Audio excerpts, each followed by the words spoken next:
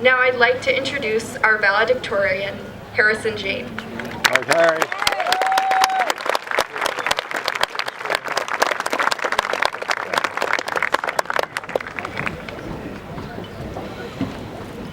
Take a quick drink here, it's pretty hot out.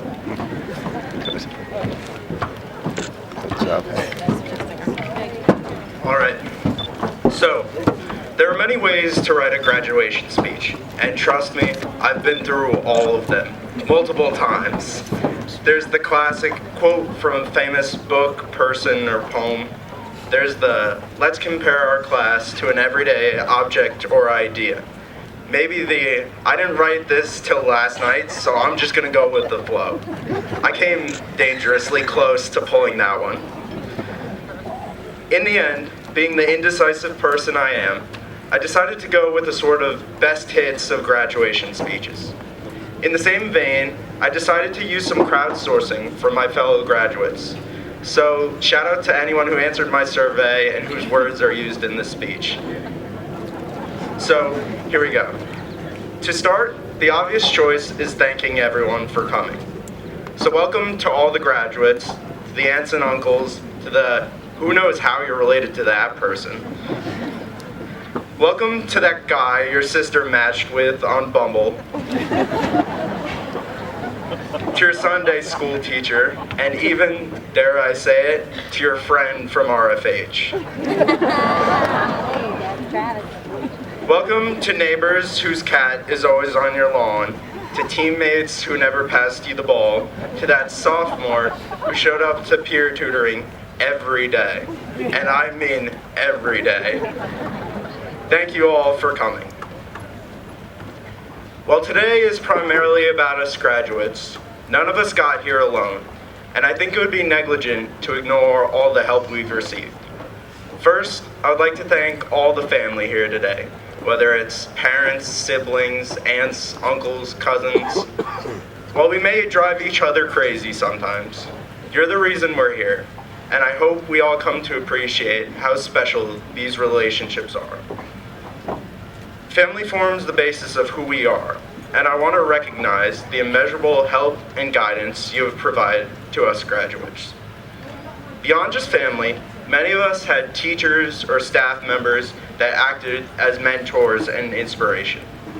Some of the highlights from my peers included thanking Mr. Carr for being the man, Mrs. Clay for always having an open door whenever you needed her, and my favorite, the maintenance crew for being the unsung heroes who keep RBR together.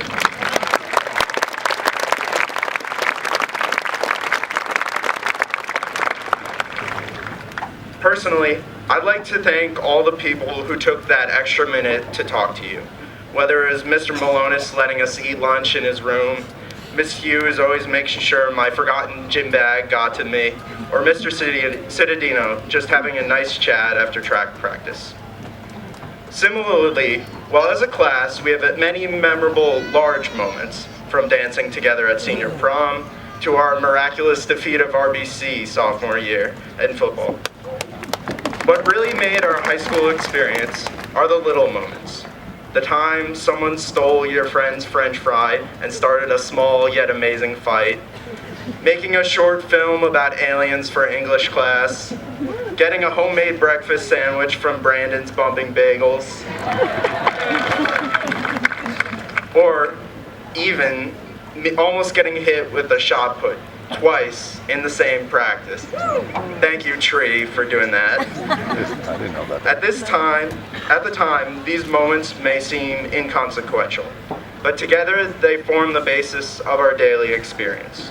Without these small instances of laughter, of joy, of friendship, our high school experience would have actually been the terrible chore we always complain it is. Instead, these moments provide refuge from the constant stress of important tests, of important games, of, dare I say it, college applications. And that refuge is where we find the strength to succeed at all those things. The ability not just to persevere in hardship, but to thrive as a whole. On that note, the strength of our class is something I would like to talk about. I'm sure we've all heard the praise from one person or another. We'll miss you guys. You're one of the best grades we've had in years. Initially, I dismissed this as the standard compliment given to a graduating class. However, as the year progressed and I've heard it more and more, I started to understand what they're talking about. While most people are quick to point out our individual accomplishments, the Division I athletes, the Ivy League schools, the all-shore sports nominations, the Basie Awards, and more, that's not what sparked my realization. I knew about all that, and that's what brought some of the falsehood. Any given class has accomplished students, athletes, and artists. It was really something Mr. Forrest said about our English class that helped me realize the true strength of our grade. He talked not only about our individual reading and writing ability, but how in group discussions we came into our own and taught each other. This is where I think we set ourselves apart. We teach each other, we motivate each other, we inspire each other to be more than we could be alone.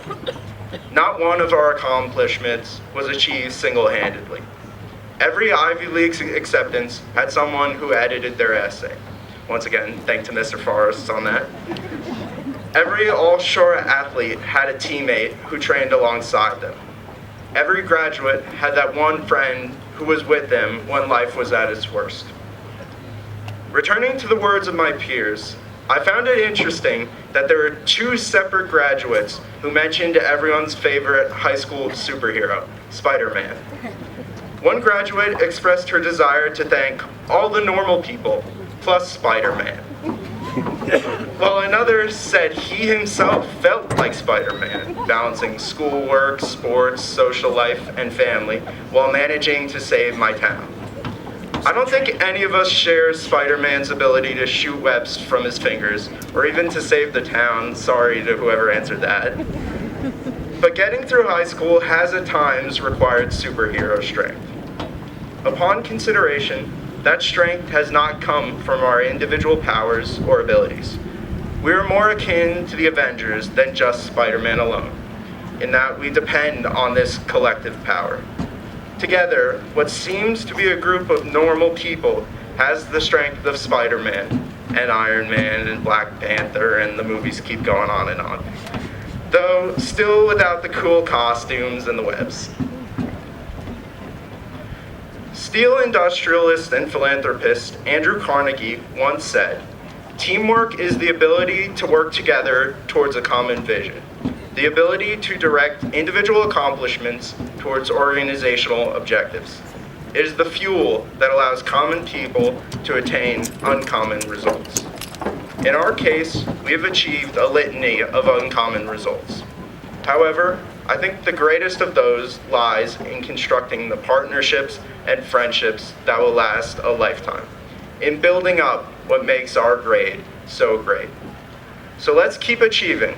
Let's keep innovating, but don't forget where it starts, with each other. Even as we say goodbye to RBR, these special relationships will form the foundation of our future, and hopefully we will continue to achieve together. Thank you.